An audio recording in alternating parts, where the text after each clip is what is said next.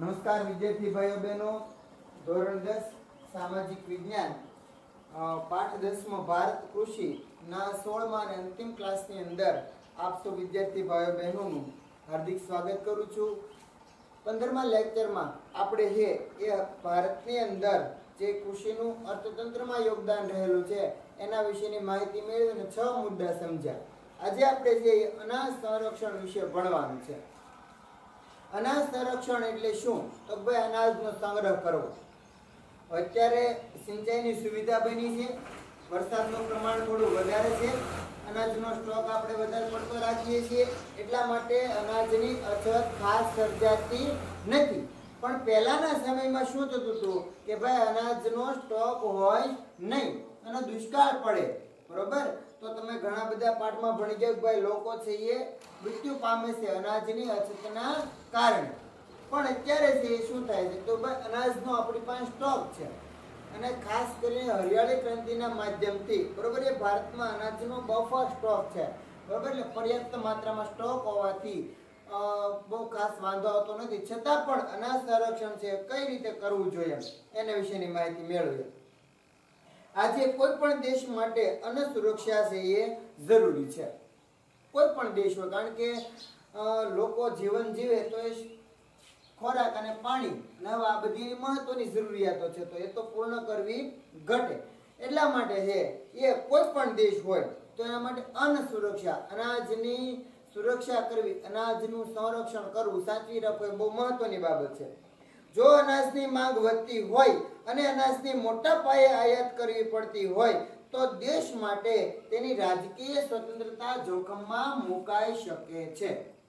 બહુ મહત્વનો મુદ્દો છે કે ભાઈ દેશની અંદર અનાજની અછત હોય, મોટા પાયે માંગ હોય, તેની સામે વધારેમાં વધારે જો અનાજને આયાત કરવી પડતી હોય તો આપણા દેશનું અથવા જે કોઈ પણ દેશને આયાત કરવી પડે એનું વિદેશી નાણું એ દેશને જશે ને, બરાબર?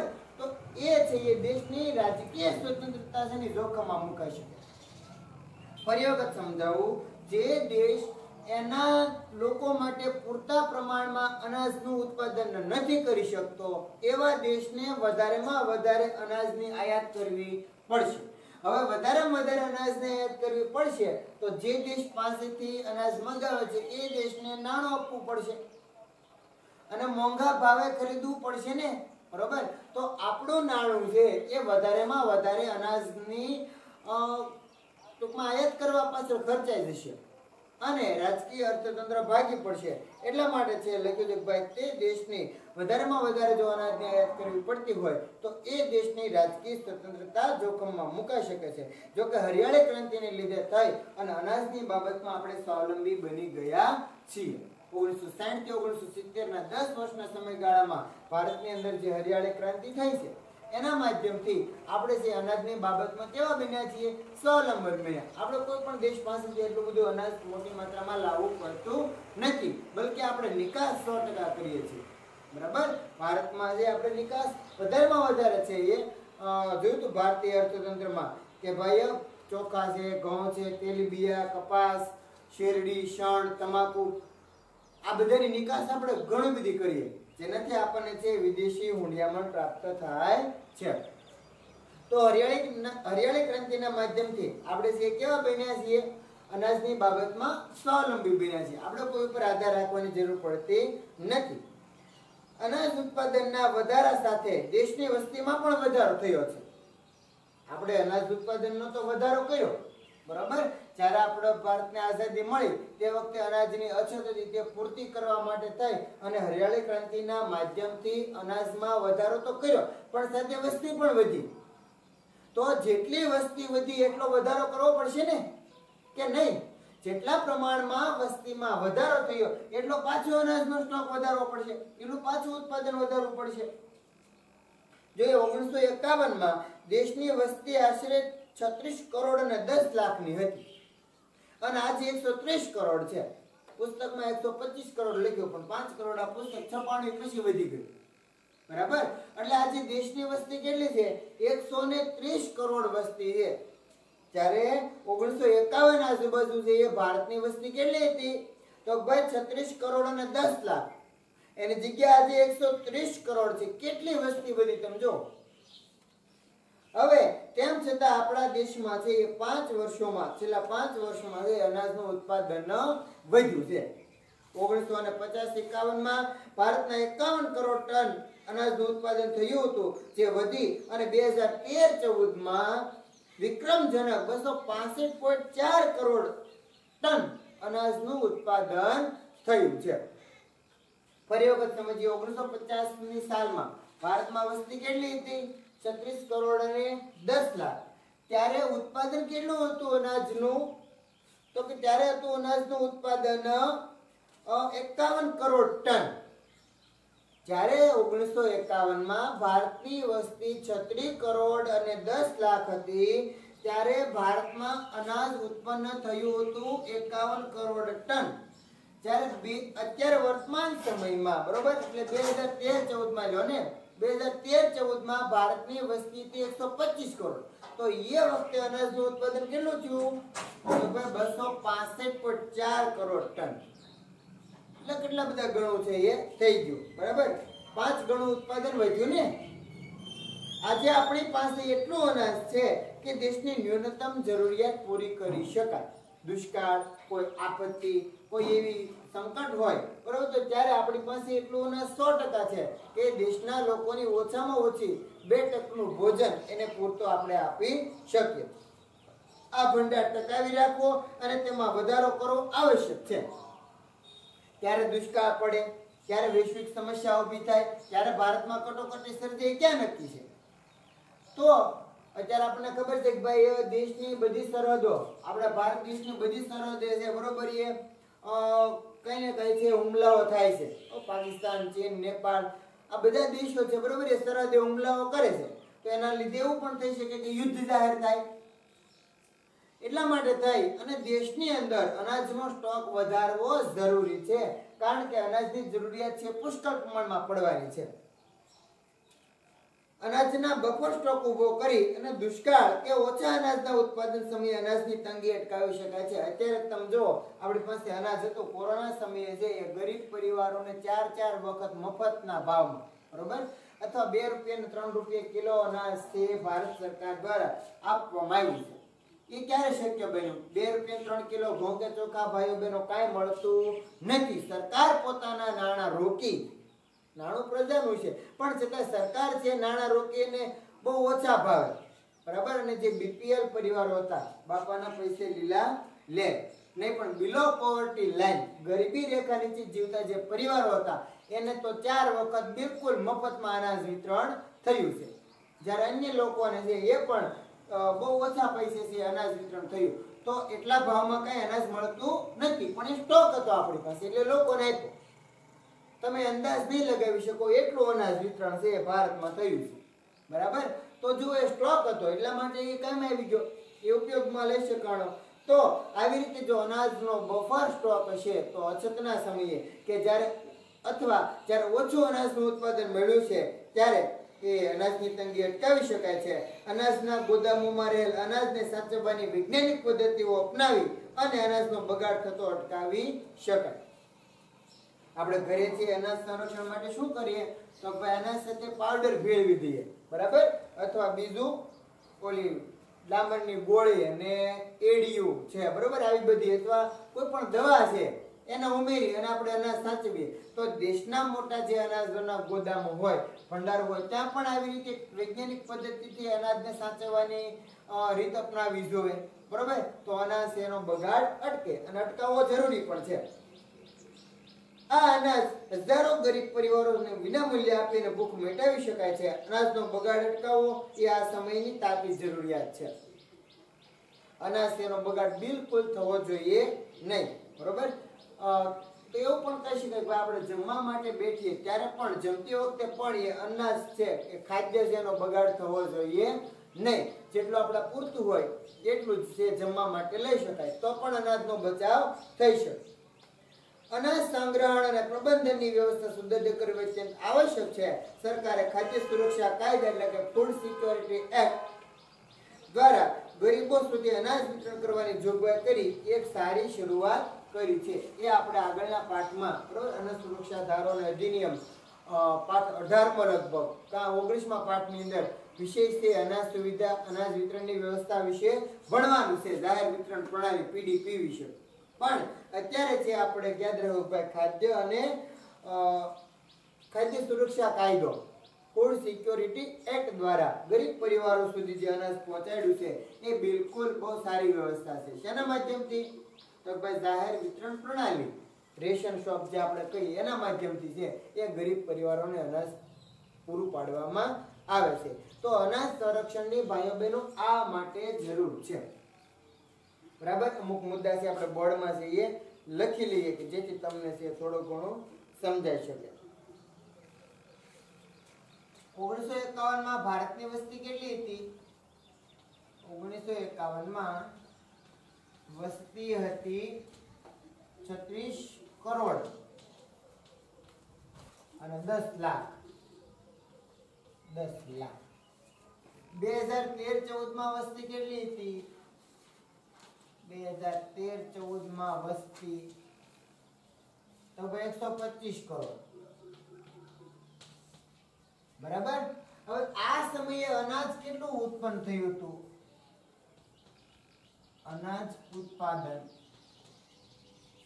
કેટલું થયું તો ભાઈ 51 કરોડ ટન ને 51 કરોડ ટન જ્યારે 2013-14 માં અનાજ ઉત્પાદન કેટલું થયું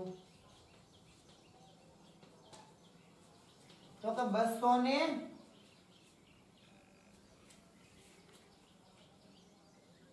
265.4 કરોડ ટન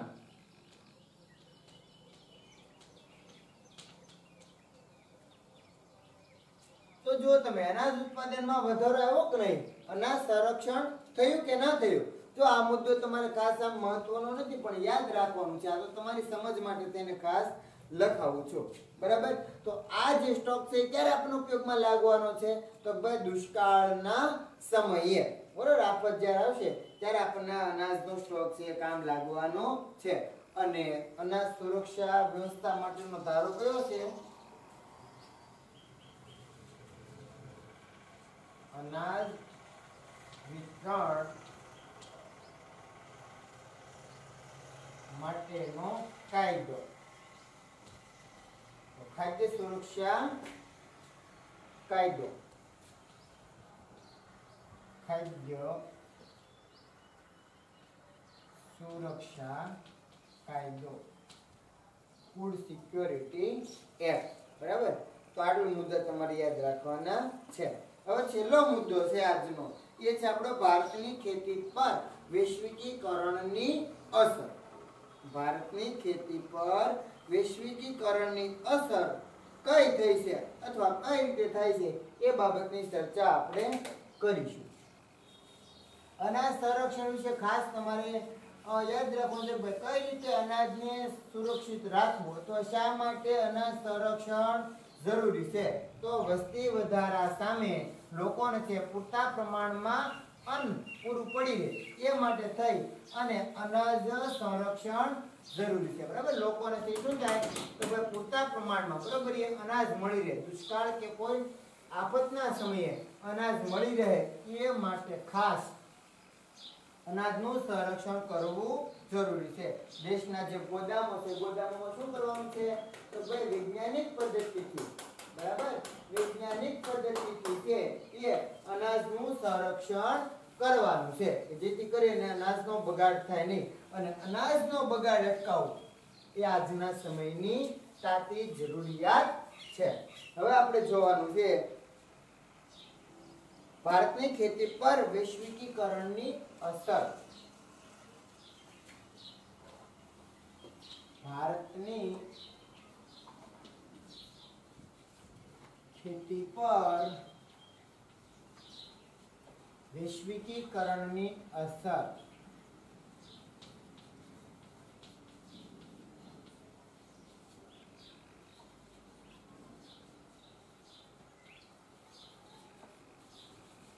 ભારતની ખેતી પર વૈશ્વિકીકરણની અસર જોઈએ ભારતનો ખેડૂત તેની ખેત પેદાશને વૈશ્વિક બજારમાં વેચી અને નફો મેળવી શકે એવા ઉદ્દેશથી ખેતી ક્ષેત્રે વૈશ્વિકીકરણની નીતિ અમલમાં મુકાય છે. ભારતનો ખેડૂત છે એ પોતાની જે ઉપજ છે એને ભારતમાં જો હવે આપણે વિદેશમાં ક્યારે નિકાસ કરીએ કે જ્યારે ભારતની જરૂરિયાત પૂરતી થયેલી હોય ત્યારે ભારતની અંદર પૂરતા પ્રમાણમાં અનાજનો સ્ટોક હોય, લોકોની જરૂરિયાત પ્રમાણેનો અનાજ હોય અને પછી જે વધારાનો અનાજ હોય એને ખેડૂત એ વૈશ્વિક બજારમાં વેચી શકે છે. ત્યાં સુધી એ વેચી શકતો નથી. બરાબર? તો ખાસ યાદ રાખો કે ભાઈ ખેડૂત છે એ વૈશ્વિક બજારમાં પોતાનું ઉત્પાદન વેચી અને વધારે નફો કમાઈ શકે એ માટે થઈ અને ખાસ આ વૈશ્વિકીકરણની નીતિ અમલમાં મુકાણી છે. વૈશ્વિકીકરણના લીધે થઈ અને ખેતી ક્ષેત્રે કેટલાક પરિવર્તનો આવ્યા છે. વૈશ્વિકીકરણને લીધે થઈ અને ખેતી ક્ષેત્રે કેટલાક પરિવર્તનો. કયા પરિવર્તનો? તો કે ખેતી પાકોને નિકાસ કે આયાત કરવા માટેની પ્રક્રિયા સરળ બનાવવામાં આવી. નિકાસ એટલે કે આપણી ઉત્પાદનોને વિદેશમાં મોકલવી. આયાત એટલે કે વિદેશી ઉત્પાદનોને આપણા દેશમાં લાવવા. બરોબર? તો આ જે પ્રક્રિયા હતી એ સરળ બનાવવામાં આવી. બરોબર? ખાસ કરીને એ પ્રમાણેની એક વૈશ્વિક બજાર ઊભી કરવામાં આવી છે કે ત્યાં આગળ તમે છે આપણો અનાજ મોકલી શકો, એનો અનાજ ત્યાંથી આપણને સરળતાથી મળી શકે. આપણે અહીંયા આગળ શું કહીએ એને? માર્કેટ યાર્ડ કહીએ. બરાબર? દરેક તાલુકા મથકે, દરેક જિલ્લા મથકે આવા માર્કેટ યાર્ડ આવેલા છે અને માર્કેટ યાર્ડના માધ્યમથી છે એ ખેતીવાડીની ઉપજો વેચી શકાય છે. દાખલા તરીકે તાલુકા લેવલેથી કોઈ પણ પેદાશ હોય તો એને રાજ્ય કક્ષાએથી કોઈ ડાયરેક્ટ વિદેશમાં મોકલવામાં આવતી હોય એવું પણ બની શકે. બરોબર? તો આવી રીતે છે એ આયાત નિકાસની પ્રક્રિયા છે ખેતી ક્ષેત્રના પાકો માટેની સરળ બનાવવામાં આવી. ગુજરાતમાંથી કપાસ, જોઈજો, મરચા, તલ ચીનના બજારમાં અને વિશ્વના વિવિધ ફળો ભારતના બજારમાં મળતા થયા છે. ભારતે ચીનની 59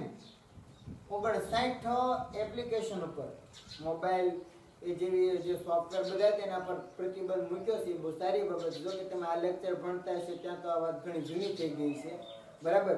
પણ બહુ સારી બાબત છે કે ભાઈ આપણે જે મોબાઈલ એપ્સ જે વિવિધ હતી, બરોબર, એ 59 એપ્લિકેશન ઉપર છે ભારત સરકારે પ્રતિબંધ મૂક્યો છે, જેના માધ્યમથી જે પૈસા છે, બરોબર, એ ચીનને મળતા હતા એ બંધ થઈ જશે. હવે ઘણું બધું છે એમને ફટકો પડવાનો છે. તો જોઈએ ગુજરાતના જે કપાસ છે, મરચા છે અને તલ એ ક્યાં મળવા લાગ્યા? ચીનના બજારમાં. ચીનમાં આ બધું વિશેષ પ્રમાણમાં હતું નહીં. તો ચીનના બજારમાં, બરોબર, એ કપાસ છે, મરચા છે, તલ આ બધું છે ચીનના બજારમાં મળે છે. એની જગ્યાએ વિશ્વના વિવિધ ફળો પાસે ભારતમાં આપણને મળે છે. અમુક ફળો ભારતમાં છે ઉત્પાદન નહીં થતું હોય, અમુક ફળો ભારતમાં નહીં મળતા હોય, તો એની જગ્યાએ છે એ વિશ્વમાંથી એ ફળો આયાત કરી અને આપણે વેચી શકીએ, આપણે ખાઈ શકીએ. વૈશ્વિકીકરણથી ભારતમાં બહુરાષ્ટ્રીય કંપનીઓ દ્વારા વેચવામાં આવતા મોંઘા ભાવના જીનેટિકલી મોડિફાઈડ એટલે કે બીટી બિયારણો આવ્યા. ભારતમાં છે બીટી બિયારણો હતા નહીં, પણ આ વૈશ્વિકીકરણની અસરથી, બરોબર, જે બહુરાષ્ટ્રીય કંપનીઓ દ્વારા જે મોંઘા ભાવના જીનેટિકલી મોડિફાઈડ બિયારણો, બરોબર, એ જે છે બીટી બિયારણો એ ભારતમાં આવ્યા. એના લીધે ખેતી જે ખર્ચાળ ચોક્કસ બની, પણ સાથે સાથે ઉત્પાદન પણ કપાસ અને મકાઈમાં મળ્યું છે. બીટી બિયારણો, બીટી કપાસ જ વધારે આપણે રોપીએ ને, બરોબર, તો એના લીધે જો બિયારણ છે મોંઘું થયું છે ચોક્કસ, પણ સામે આપણને પાછું ઉત્પાદન પણ એટલું મળ્યું છે. તો બરાબર, ખાસ કરીને મકાઈ, તો કઈ મકાઈ? આપણે પેલી સ્વીટ કોર્ન જે કહીએ, અમેરિકન મકાઈ એ કહીએ તે, બરાબર.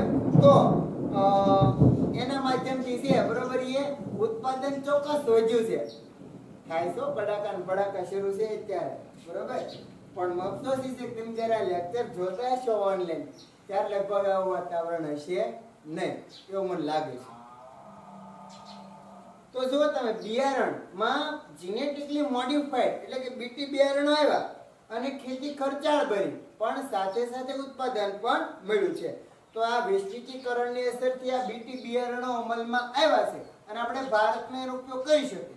જો વૈશ્વિકીકરણ ખેતીમાં ન આવ્યું હોત, વિદેશો સાથેના આયાત નિકાસના ખેત પેદાશોના સંબંધો ન હોત, તો આપણને આ બીટી બિયારણો મળવાના હતા નહીં અને ખેતીમાં કોઈ પણ પ્રકારનું પરિવર્તન આવત નહીં.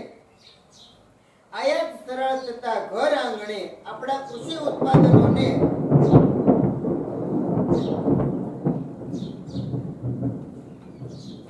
તાપમાં ઝીણી ઝબુ કે વીજળી ગીત બધા પછી ગાજો તમારી અનુકૂળતા. તો આયાત છે વિદેશોમાંથી સરળ તથા બરોબર ઘર આંગણે આપણા કૃષિ ઉત્પાદનોના સ્પર્ધાનો સામનો કરવો પડે છે. વિદેશમાંથી જે આયાતો આપણે કરીએ એ કદાચ ભારતના માર્કેટ કરતા કેવી મળે? સસ્તી પણ મળે.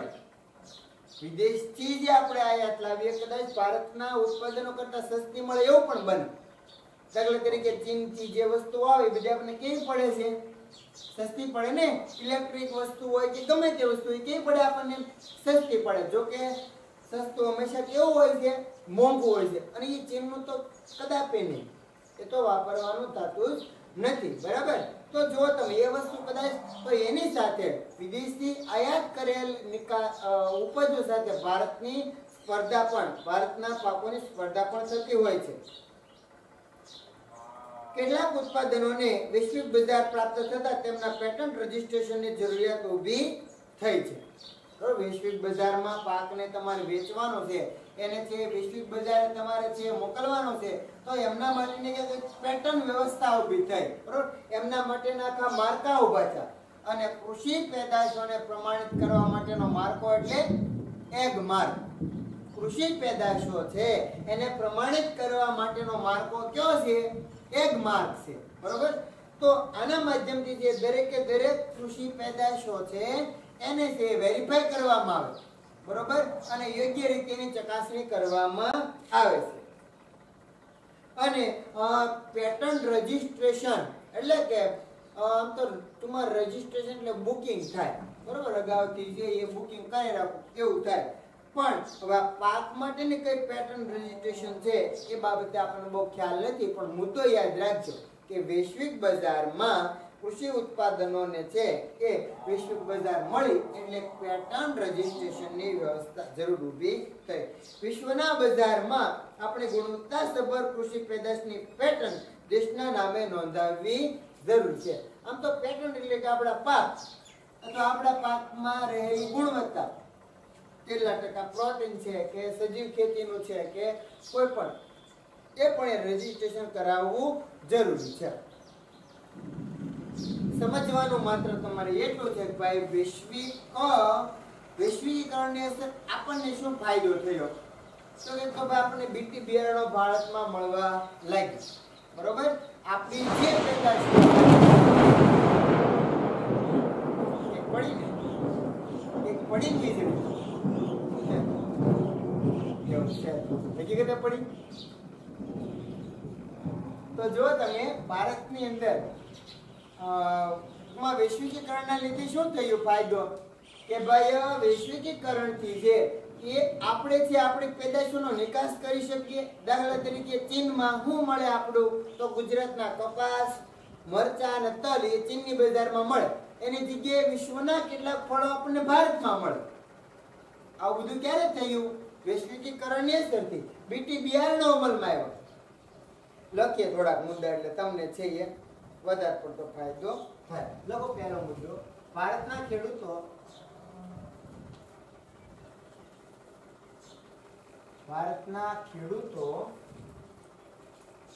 તેની ખેત પેદાશને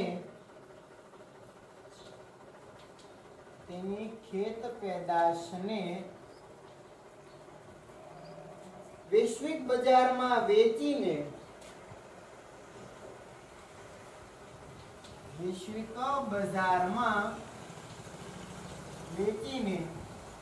નફો મેળવી શકે. વૈશ્વિક બજારમાં વેચીને નફો મેળવી શકે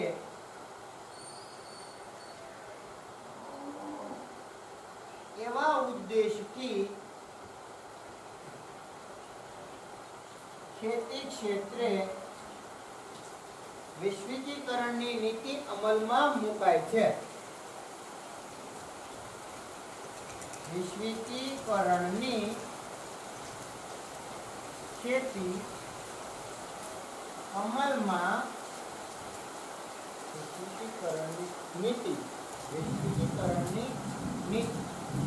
ખેતી બાબતની નીતિ બરાબર વૈશ્વિકીકરણની નીતિ અમલમાં મુકાય છે. બરાબર ભારતના ખેડૂતો છે પોતાની પેદાશો ક્યાં વેચી શકે વૈશ્વિક બજારમાં અને વધારેમાં વધારે નફો મેળવી શકે એટલા માટે થઈ અને વૈશ્વિકીકરણની નીતિ અમલમાં મુકાય છે. બરાબર લખો ને ગુજરાતમાંથી કપાસ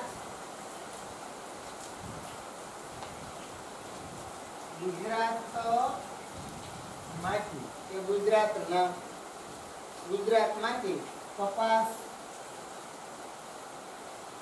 મરચા તલ વગેરે ચીનના બજારમાં મળે છે.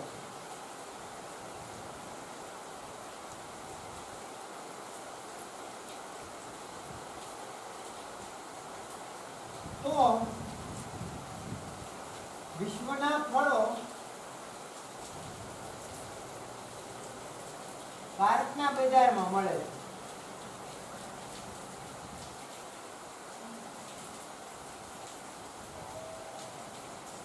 બરાબર ગુજરાતમાંથી છે કપાસ મરચા તલ એ બધું ક્યાં મળે ચીનની બજારોમાં. તો વિશ્વના ફળો પાછા ભારતની બજારમાં મળે છે એ પણ એક ફાયદો થયો ને. બીજું લખો વૈશ્વિકીકરણથી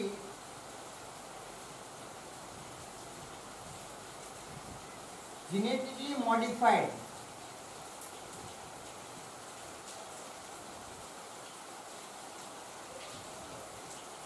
બીટી બિયારણો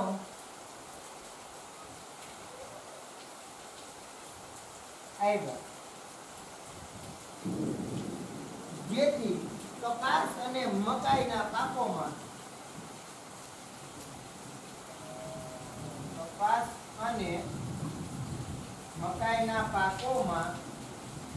ઉત્પાદન વધ્યું છે.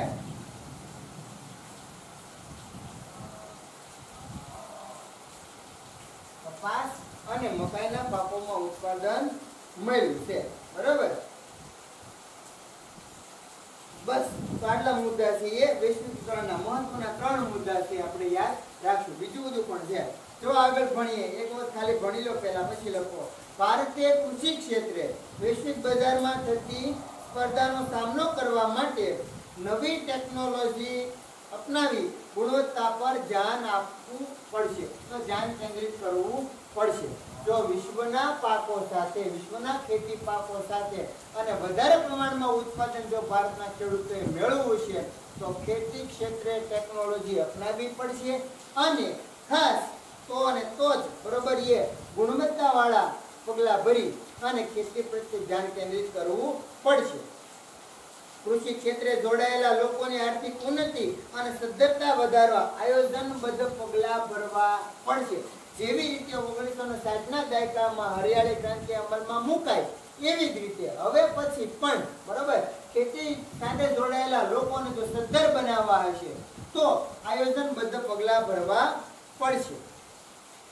વધતી જતી વસ્તી અને ભવિષ્યમાં વધનાર કૃષિ પેદાશોની માંગ સાથે આર્થિક પ્રગતિની વિકાસ ઉચ્ચ જાળવી રાખવા બીજી હરિયાળી ક્રાંતિ માટે નક્કર વ્યૂહરચના છે એ ઘડવી પડશે. બરાબર જેવી રીતે પ્રથમ હરિયાળી ક્રાંતિના માધ્યમથી ભારતમાં કૃષિ પેદાશોની ઉપજમાં વિક્રમજનક વધારો થયો એવી રીતે બરાબર એ બીજી હરિયાળી ક્રાંતિ પણ અમલમાં લાવવી પડશે. તો જ એ હરિયાળી ક્રાંતિ માટેના નક્કર પગલાં ભરવા પડશે આયોજનબદ્ધ. તો ભારતનો ખેડૂત છે એ કૃષિ ક્ષેત્રેથી આગળ વધશે અને કૃષિ સાથે જોડાયેલા તમામ લોકો બરોબર એ છે એ ખૂબ જ આગળ વધી શકશે. પોતાની વિકાસ છે પોતાની પ્રગતિ છે કરી શકશે અને ભારતીય અર્થતંત્રમાં વધારે ફાયદો થશે. તો આ છે ભારતની ખેતી પર વૈશ્વિકીકરણની અસર.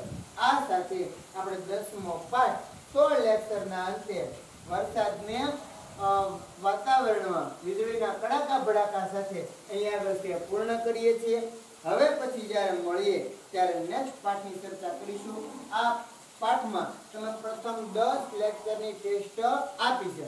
હવે પછીની ટેસ્ટ સંપૂર્ણ 16 લેક્ચરની રહેશે. હવે પછીની ટેસ્ટ એટલે આખા પાઠની ટેસ્ટ રહેશે. પ્રથમ 10 લેક્ચરની ટેસ્ટ અમુક વિદ્યાર્થીઓની મારી સુધી આવી છે એ મેં જોઈ છે. એકંદરે સારો લખવાનો પ્રયત્ન આપ તો વિદ્યાર્થી ભાઈઓ બહેનો કર્યો છે. ઘણા બધાએ ટેસ્ટ લખી નથી, બરોબર? તો ખાસ કાળજી લેજો. ટેસ્ટ લખીને મોકલવી ફરજિયાત છે. તો હવે પછી જ્યારે આ પાઠની ટેસ્ટ લેવામાં આવે ત્યારે તમારે બધાએ છે પૂર્ણ રીતે બરોબર એ ટેસ્ટ લખીને મોકલવાની રહેશે. આ સાથે 10મા પાઠ ભારત કૃષિ એને આપણે પૂર્ણ કરીએ. તમને ન સમજાતા કોઈ પણ મુદ્દા હોય તો મને તમે છે ફોન દ્વારા વોટ્સએપના માધ્યમથી રાજુભાઈને કોઈ પણને પૂછી અને સોલ્યુશન છે મેળવી શકશો વિદ્યાર્થી ભાઈઓ બહેનો. તો 10મો પાઠ ભારત કૃષિ અહીંયા આગળ પૂર્ણ કરીએ. હવે જ્યારે મળીએ ત્યારે નવા લેક્ચર સાથે નવા પાઠની શરૂઆત કરીશું.